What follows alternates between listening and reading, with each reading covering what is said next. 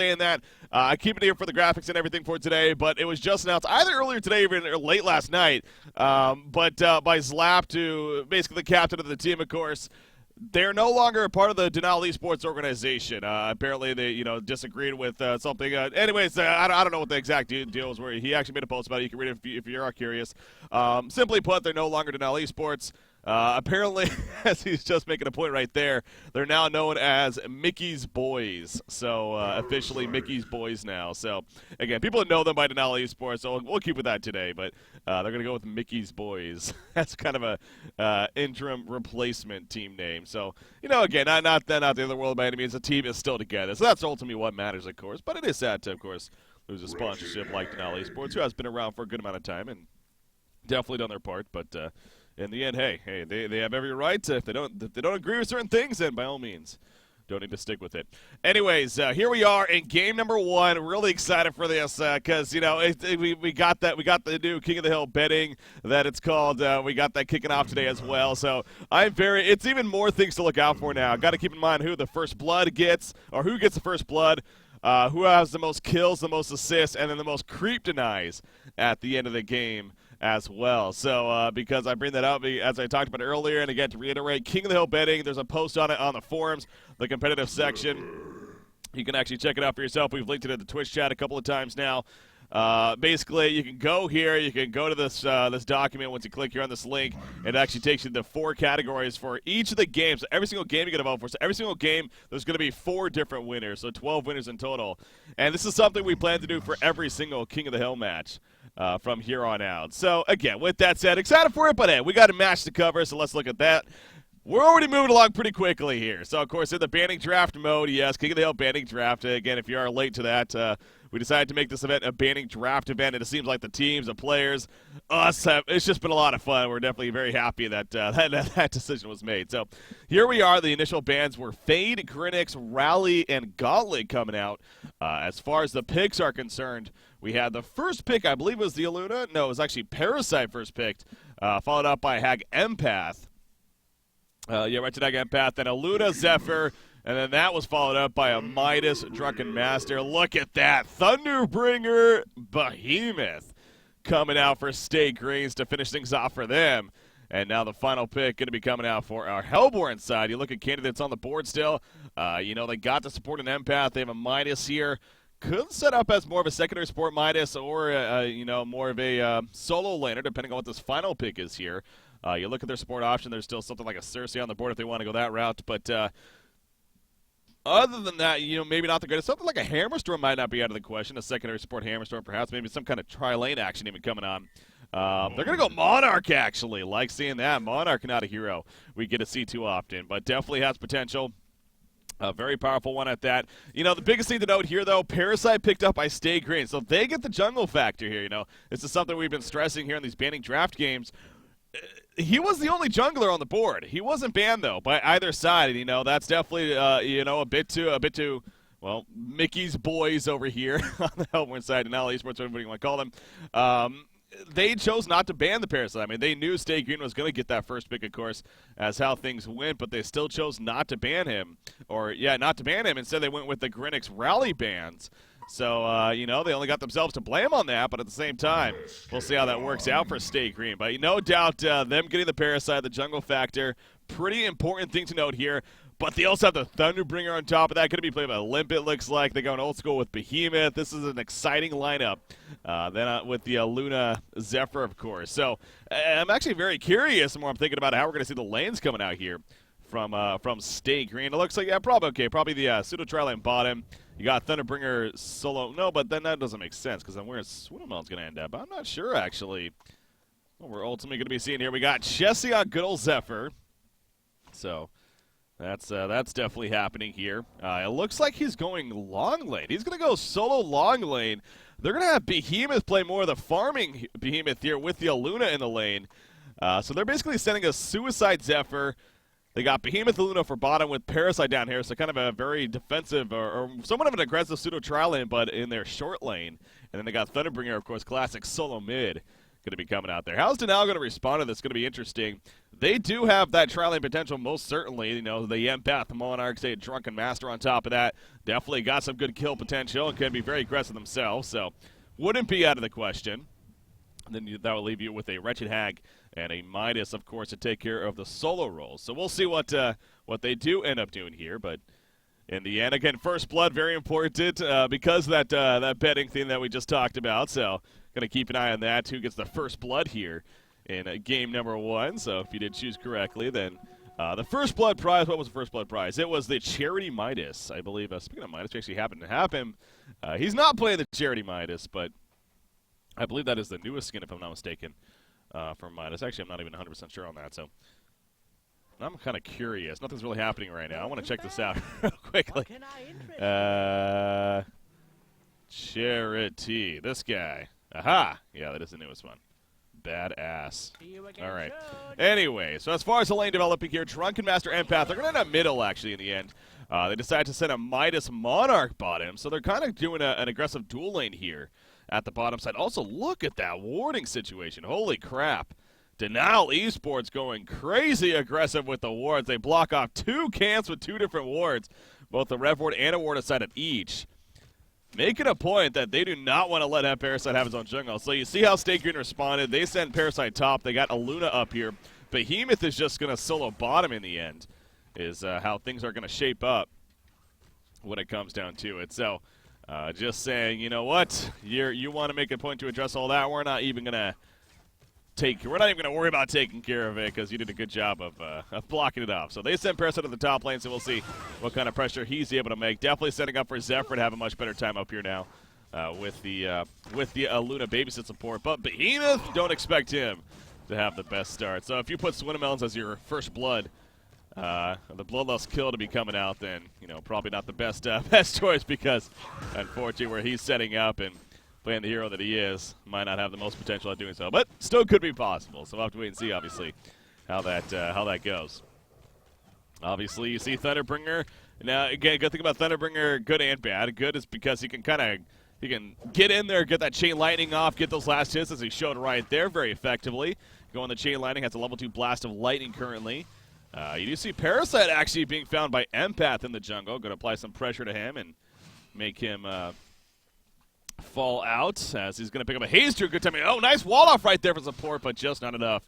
And Parasite is going to pick it up and run away. And now actually support needs to be careful as he is going to fall back. Parasite has a haste again, not the most life though. So he's not going to look to go for a kill in the meantime. But yeah, Thunderbringer good because he can reach out like that, get those last hits even in an unfavorable situation. But at the same time, very squishy, no escape, of course. I know I'm speaking the obvious, but for a hero we never really see on the competitive scene at this time, it's good to just bring it up every now and then when we do see him. But point being, if he gets even somewhat close enough for a Drunken Master lunge, then that could possibly be a dead Thunderbringer. So definitely needs to keep his distance. Behemoth going 1v1 against this Midas in the time being. As you look at Monarch actually going over to the top lane. They're setting up kind of a tri lane here. They're going to block off Aluna. Beautiful wall coming up for support. The gust away from Zephyr. He's trying to hero block them, make them change if anything. Aluna ticking down. That final auto attack going to be enough. Flensmeister blinking. I don't even know if that was necessary, to be honest. Going to force him to take some extra time. However, now Empath being chased down. Chessie going for the counter kill. The Essence Lake causing issues, though. Empath is going to survive for now. The Cyclone's going to just be enough. But now Zephyr, he's going to get caught by the crippling pollen. He's going to use the Cyclones. Turn around. Gust used on a Monarch. Wretched Hag is here. Down goes Monarch. A double tap for Chessie. He will finally fall. But big mana from Chessie right there playing the Zephyr. Ends up doing his part. By the way, if you chose Flensmeister as your Bloodlust kill for Game 1, you are going to be having a chance to win that Charity Midas. Again, a winner will be randomly selected for those that ended up choosing Flensmeister. So there you go. Already taking place. Good to see that. But no, as far as the game is concerned, obviously a 2-2 game right now as a result of that top lane. But yeah, if you're the Legion team, I think you're actually fairly happy with the way that went down. I mean, again, Chessie getting the 2 kills before he ended up dying. Sure, you gave up the Bloodlust kill, but he's farming now. 333 gold per minute. Not too shabby at all. Gonna find himself going middle, actually, it looks like. So kind of a little bit of a lane switch up here. 4-minute rune going to be spawning. As Thunderbringer will pick up the refreshment rune. Top rune happens to be regen. And Empath going to go ahead and protect that, buy some time for Drunken Master to come over and pick it up. So kind of an interesting switch up here. Chessie actually just going to go to the jungle outright. With the decision by our Hellborn team to send the double support up there, basically making a try lane. Although it didn't end up the worst there for Stay Green, it's still it's not the most favorable now as a result of that. Parasite actually kind of playing a suicide Parasite here. It's kind of interesting seeing this because way back when Parasite was first starting to make appearances on the competitive scene, a player by the name of WTF, actually ran the suicide Parasite occasionally. That was back when you could level 1 deny, though.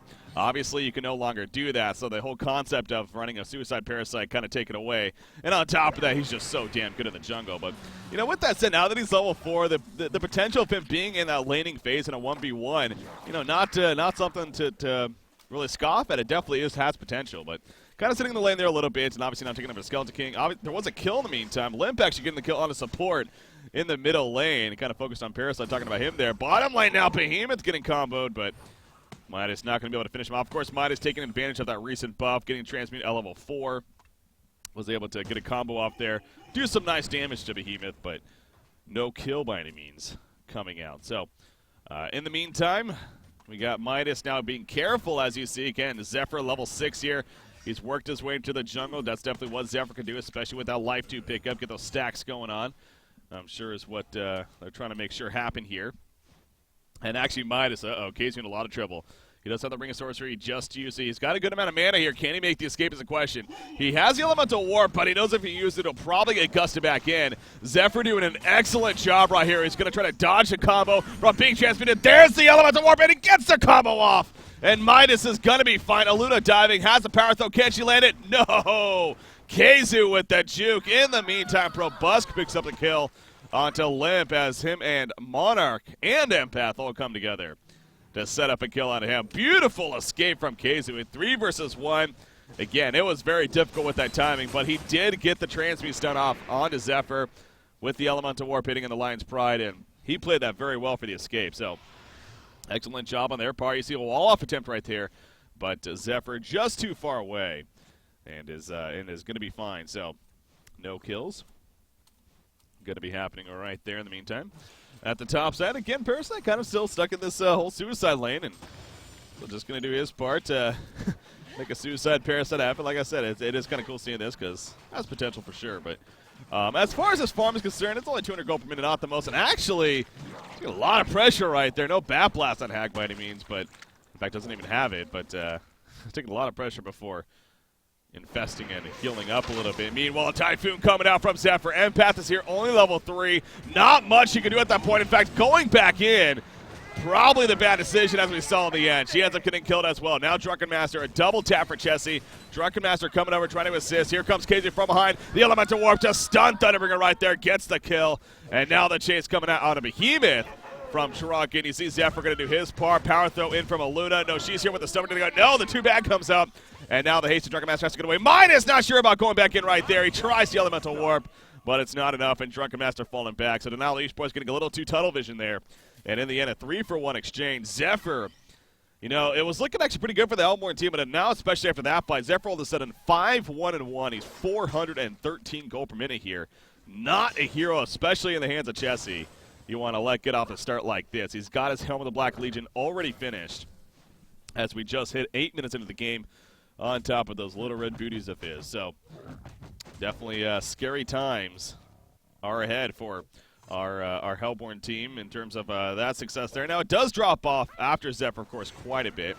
So that's definitely a saving grace, including Thunderbringer. I mean, Thunderbringer, you know, definitely a hero that relies more on levels, you can argue, than items for sure. But even the levels, I mean, only level 6 right now as far as the experience per minute is concerned. He's definitely down there on that chart compared to really everyone else in this game. So 7th overall, it looks like, in the game. Not where you want your Thunderbringer to be, but just because of the circumstances, that's where he's at. Zephyr, in the meantime, big train coming out here from a Hellborn team. They're going to come on to Zephyr, and Zephyr is going to fall as a result. Good job training the Zephyr. Obviously, if there was one here you want to lock in at this point, it definitely is the bird. And they most certainly execute that. So, well played right there from dnL Esports, and able to pick up the kills. We now approach 9 minutes into the game. And they're going to still hang around this middle lane. Thunderbringer again, squishy, no escape whatsoever. He is going to be jumped. He's just going to do as much damage as possible before eventually getting dropped. The whole idea of grouping up and setting up the ganks from our Hellborn team, it's very smart plan, clearly. where this game is at, and it is definitely working pretty damn effectively at this point. So you have a Drunken Master now, 450 gold per minute. He's not going the Souls Bulwark route. He's actually going for the early Shrunken Head, it looks like, as he already has the Ghost Marchers finished, of course. So we'll see how that works out for ProBusk playing the Drunken Master, but definitely, you know, if they are going to be looking to be involved in more fights. I mean, Souls Bulwark has a really good item on him. The synergy is definitely great. It definitely, even if you are looking for more of the ganking, getting fighting early on, definitely you could argue Souls Bulwark even better because it's just that physical presence that it puts out for him, especially with the Zephyr, who, as we always like to bring up, is deceptively tanky. I mean, when it comes to Lifepool, the early helm of the Black Legion, sure, he has that. Not the most armor, though. Only has 5 armor currently. You figure with a Souls Bulwark, you know, they basically negate all that, so it is something. It is kind of curious seeing him go for that Shrunken, but at the same time, Shrunken had a very powerful tool, and hell, against the Zephyr for that matter. So, not really the end of the, or not really completely off the wall by any means. Support got picked off right there. That was actually limp. Okay, he did ultimate. I was gonna say was there a dot damage on him, but no, that was the ultimate coming out for Thunderbreaker, the Lightning Storm, knowing that he was just slow enough to pick up that kill. So good. Map presence coming out there. I'm sure communication was involved. Probably even telling him to do so when it came down to it. And now we see a group up by Stay Green going to be happening. So they're going to answer a group up with their own group up. Parasite finding Drunken Master in the background. Behemoth finishes down. There's a face suck. Drunken Master, though, he's way too tanky to make this work. He activates the Untouchable. The Haste Rune activated. He picks up Parasite, and now he's going to be on the run. Meantime, the team support coming in. Wall off from Empath. Are we going to see it? Not just yet. Crippling Claw on Zephyr. There's a jump from Drunken, but he runs out immediately as he is still very, very, very low on life. So kind of an awkward fighting position right here. Parasite's still dead. Monarch going to be picked off, actually. But Bad Blast off to the side on just an Aluna. They will pick up the kill on a Z-Freak. So kind of 2 different fights going on right there between those 2 teams. And in the end, it's we're tied at 8 hero kills apiece as a result of what's going on. So that's kind of an interesting situation. Obviously, Drunken Master kind of living life on the edge there, going back in, back out, and using that haste rune to full advantage. He didn't end up surviving, porting back. And, okay, he is going to pick up a ring mill here. So it looks like he is going to be one of the Souls Bulwark now.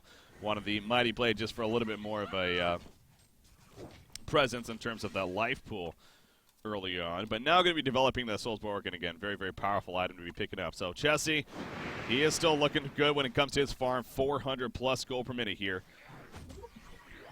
And I'm just going to continue to go into the jungle in the meantime. And pick it up where you can get again. Thunderbringer, man, really struggling with the levels. Still only level 7. Way down there on that XPM chart. Not where you want to see a Thunderbringer whatsoever. Especially if you're a Stay Green or a Stay Green fan in this case. Behemoth, he's, how is he developing? What have we got, Behemoth? 260 gold per minute, 850 gold saved up. Swinmelon's presence this game hasn't necessarily been the most impactful. He is 0-4 though with that set, so 4 assists, 0 deaths, not a solid, or is a solid stat line to have even, so Swinmelon's, I guess, accomplishing in that sense. But again, when it comes to farm, still working on that. I think he's going to be in that Portal Key next, has the Steam Boots with the bottle, so more than enough to work on the Portal Key next in line. 1,000 gold saved up.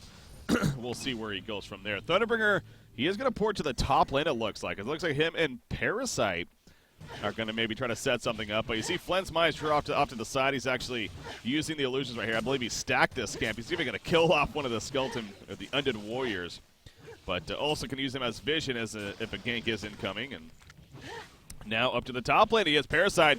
Wants to go in right here. There we go. There's a face-up blast of lightning. The Thunderstorm even coming up. But no, it's still not enough damage. Wretched Hag, the Strength Steam Boots, the Mystic Vestments keeping him alive.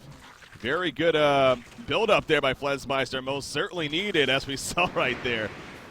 Again, that does go a little bit back to the under-leveled of Thunderbringer, too. But at the same time, hey, got his early build-up items on Flensmeister. 355 gold per minute. I've been focusing on Drunken Master a lot, but yeah, Wretched Hag also doing a pretty solid job. And staying alive right there as a result. So definitely a lot was used both in resources and moving and as well as abilities. And now the middle lane, Zephyr by himself. He's going to end up melting. Drunken Master led the way, and the whole team was there. Nobody here to support for Stay Cream. And our Hellborn team is going to push in the middle tower now as a result. Things are coming together very nicely for them. As they're up now, 3,800 gold on top of 1,500 experience. So the whole bird is the word here for Stay Green. Obviously, another death on him. And things are slowing down quite a bit. I mean, Chessie now dropping down to about 360 gold per minute or so. Where you got a Drunken and Hack, 400 GPM plus. So definitely solid play coming out on the part of our Hellborn side. Stay Green, though, by all means. You get that portal key on Behemoth. You get the good initiation. Definitely can still have strong chances here. Drunken Master by himself at the bottom lane currently. It's just a Luna and Behemoth, though. They're definitely not going to be picking up a kill, especially when he has that full life coming out right here. So he is going to be more than fine. In fact, falling back and just finishing that Soul's Bulwark that we were talking about. So again, the idea of -4 armor. Again, you look at Zephyr. He's built up a little bit now, 6.7 armor, but still going to be dropping down to very, very low, to say the least. And we just saw the last fight. Yep. I mean, everyone was basically there, so of course he's going to drop pretty damn fast. But again, Drunken Master's presence most certainly very threatening in this game. In fact, so much focus on Zephyr, but look at everyone else across the board in this Legion team. Their armor got 3.7 on Thunderbringer, 4.6 on Behemoth. Parasite, not too sure. You got Aluna, 3.5. Okay, there's Parasite. He has 5. So, yeah, it's going to basically make them either negative or very, very, very low, to say the point, or to say the least, even. So, yeah, very good news there for the Hellborn team. As far as Stay Green and what they're needing to do here, well, it's just a lot more of just building around Chessie. You know, getting in that farm, comfortable farm, of course, in the jungle. He's taking advantage of some stacks right here, so you know, good play coming to their part. And again, the obvious portal key on Behemoth. Somehow getting levels on Thunderbringer, I think, is also very important. But you know, I know that's obviously a lot easier said than done when it comes to his situation. So, not the best at recovery farm in terms of a hero. That's just, I guess, safe to say, another dangerous thing about a hero like Thunderbringer.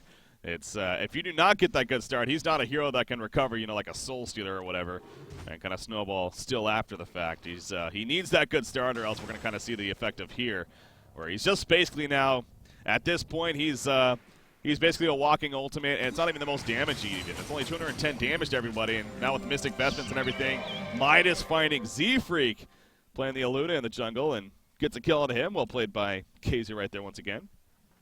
Able to find the free kill, and actually they're going to try to dive Behemoth. He has it up with the portal key. Nice tablet right there to cancel the TP, and Swinamels doesn't stand a chance. He did buy the portal key right before his death. KZ actually ends up with a double tap. So he will have the portal key now. He didn't show it right there or anything. They could probably be suspicious that he has it, but he is also level 10. If he can get that level 11 mark, that could also be pretty damn huge here for the Legion team. But this is going to result in a bottom push, of course, from our Hellborn side. Taking it out, and that lead just continuing now, about a 5,100 gold lead. Lightbrand picked up on a Wretched Hag. And she's now going to actually forge to the top lane and continue farm up there. See Parasite walking away, throwing out the leech. Again, minus on Parasite. This is not your typical game on Parasite here as far as his success. It's the idea of him becoming more of a suicide Parasite. Again, you know, this is a King of the Hill banning draft tournament, whether they were just simply trying something different themselves too, or that's just what the lanes call for because of the gaming situation, who knows. But, oh, Wretched Hack, talk about perfect blink timing right there. They had no clue. They didn't even see him blink by. It looked like as expected they might have seen that, but no, he blinked right by them. Holy crap, and I'm pretty sure that was just simply luck there from Flatten's Mice. I don't think he's like, oh, some people may be here, so I'm going to blink at this right exact second, but still, that was pretty impressive. He easily stays alive as a result. Again, they definitely had a kill potential. We did see earlier how he was able to tank it up, but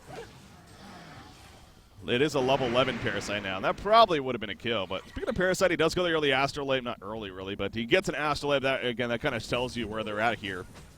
They just really want those team support items. They want to be able to group up and push here as a team. They know that that clock has been ticking now for a while.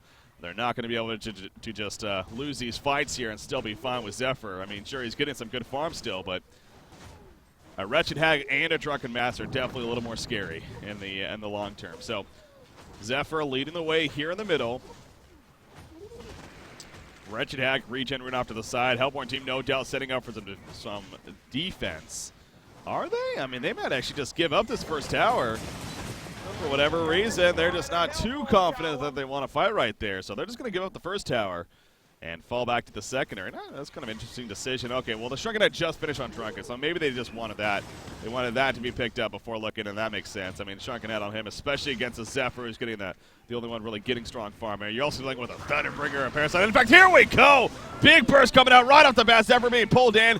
Can they actually keep him alive? He's in the background. Here comes a Shockwave from Behemoth, but no, it's not enough. Thunderstorm coming out from Thunderbringer in the meantime, but now Behemoth on the run. He's going to end up falling. Thunderbringer just falling back now with his teammates and Parasite and Aluna. So far, Wretched Hag is the only one dead. Parasite now, he's on the run. He's the Empath inside of Drunken Master. Lunge catches him, and down goes Empath. Aluna saying, sacrifice me. On God's take me. He's going to try to time this here. Get Kongor to kill him. Will he be successful? No, he won't. Robust goes in there, double tap.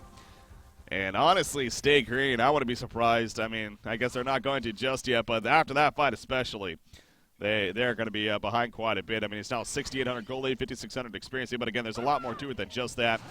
Just the momentum overall. Sure, they picked off Wretched Hag, which definitely was good for Stay Green, but this Drunken Master is still continuing to get very, very, very dangerous. You have a Midas now also at 400 gold per minute, as Kaiser here, 2,000 plus gold saved up.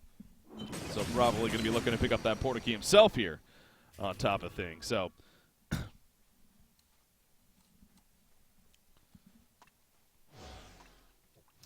we do see Midas falling back with his teammates here in Empath and Drunken Master. Drunken Master just finishing off the Ancients. Another 1680 gold saved up on him. Where he goes, we'll see. Definitely full demonic breastplate. Wouldn't be out of the question here. I don't think that's necessary, though. I think definitely going just more of that shield breaker route would probably make sense here for Zephyr to keep that trend going. Because if anything, it looks like that's what he's going to be going for with the Warhammer pickup. It looks like, again, the Shrunken Head, which actually is just finished right there at Zephyr. So as far as physical damage is concerned, Drunken Master's not really too concerned about a Shrunken Head, so why not just give him more physical threat with the item like a shield breaker? Definitely makes sense. So he's got the Warhammer well on the way to that shield breaker. Wretched Hag has a Grimoire and a life ring. No, just kidding. Needs the Blessed Orb. I believe she just purchased it right there. So buying the pattern first, kind of setting herself up, but does have a full Grimoire now. Still level 14, so no level 3 Bat Blast just yet with a Grimoire, but still.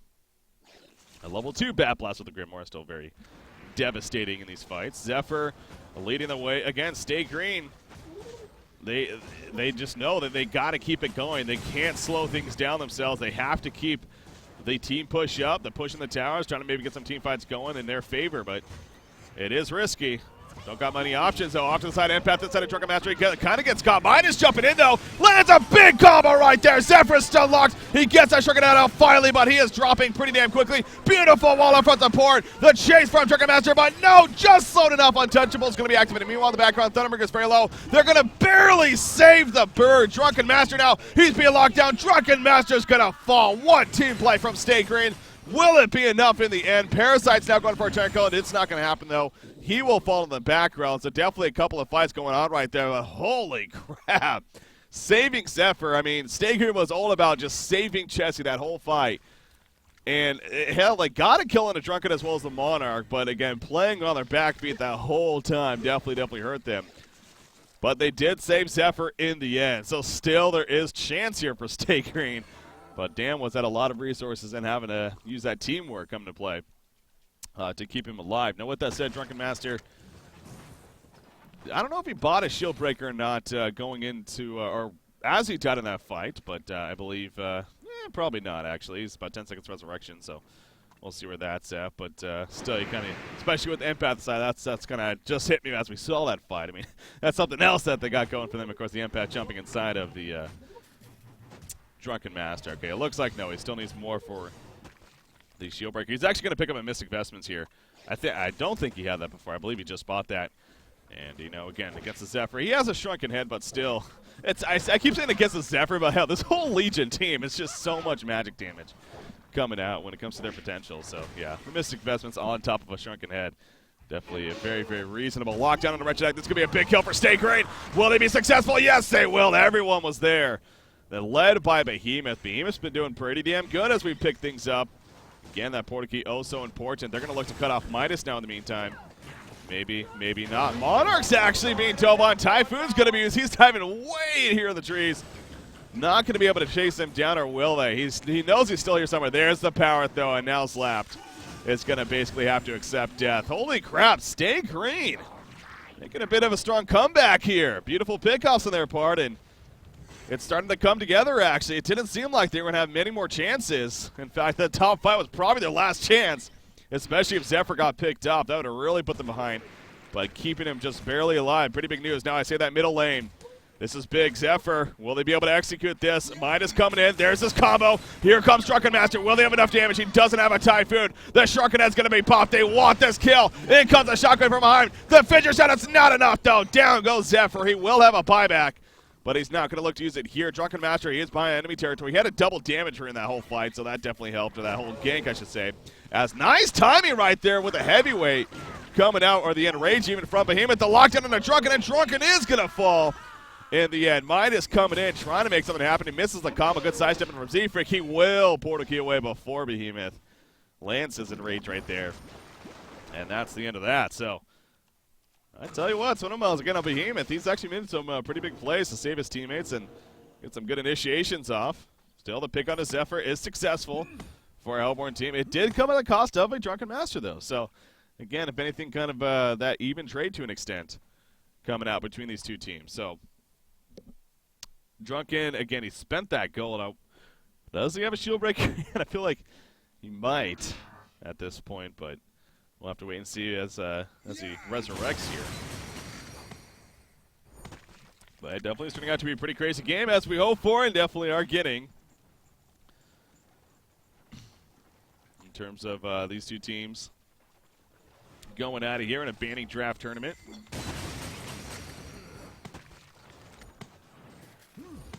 No, I guess, okay, yeah, he does have a shield breaker, okay. So he does have enough gold for the shield breaker.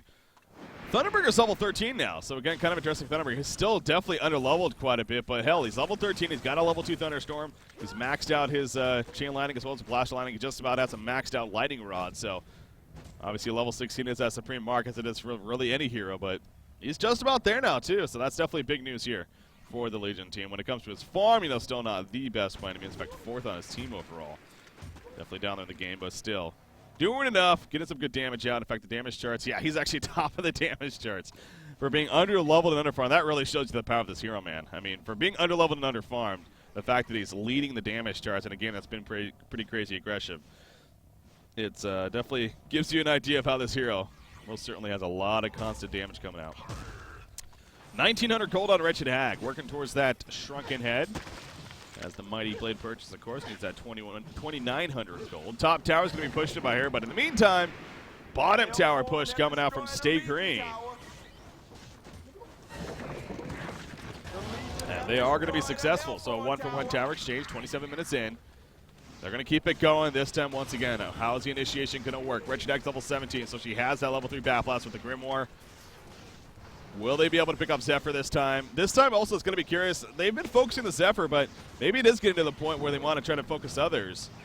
There is an item being delivered. It's a Soul's Bulwark coming out to Chessie. He doesn't have it just yet, though. This is definitely time. In fact, they're going to go right here. So the Soul's Bulwark not on him. Soul's Bulwark on. Drunken Master, though, finds Zephyr and Path aside. Drunken Heads are up. Parasite in the background. No, we see the Parasite actually getting caught right there as he steals that buff. Anyways, Zephyr is going to die in the background. Behemoth's going to be locked down. He's going to fall. And now Thunderbreaker's going to end up going down. Parasite's in some trouble. He's needing to run away. Oh, that did not work out at all for Stigrin this time around.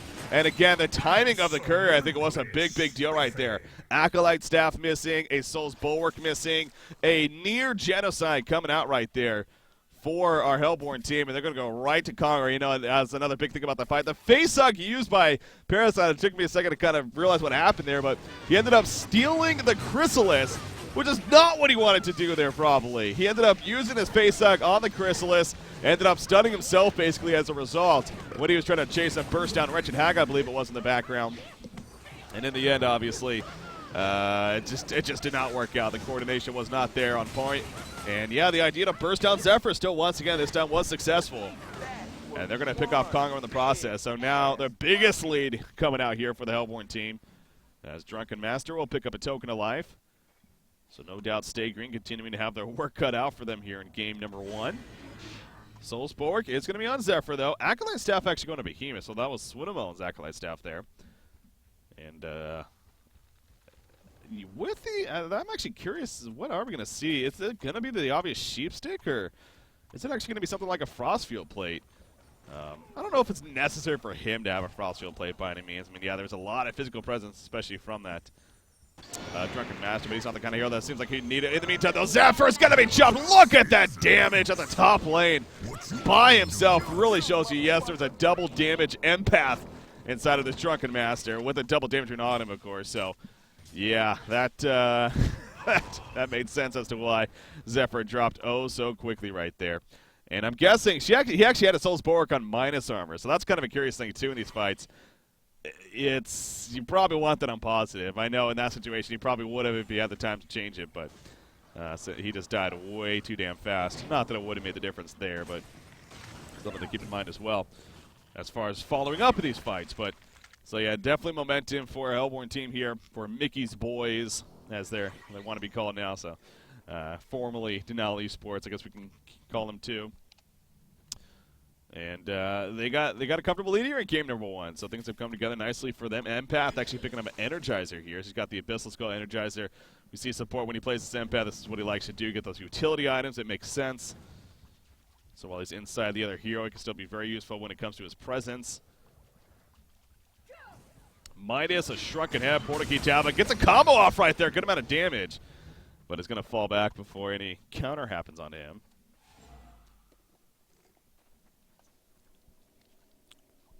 So Drunken Master's token, about under 5 minutes now remaining for his token to life right here.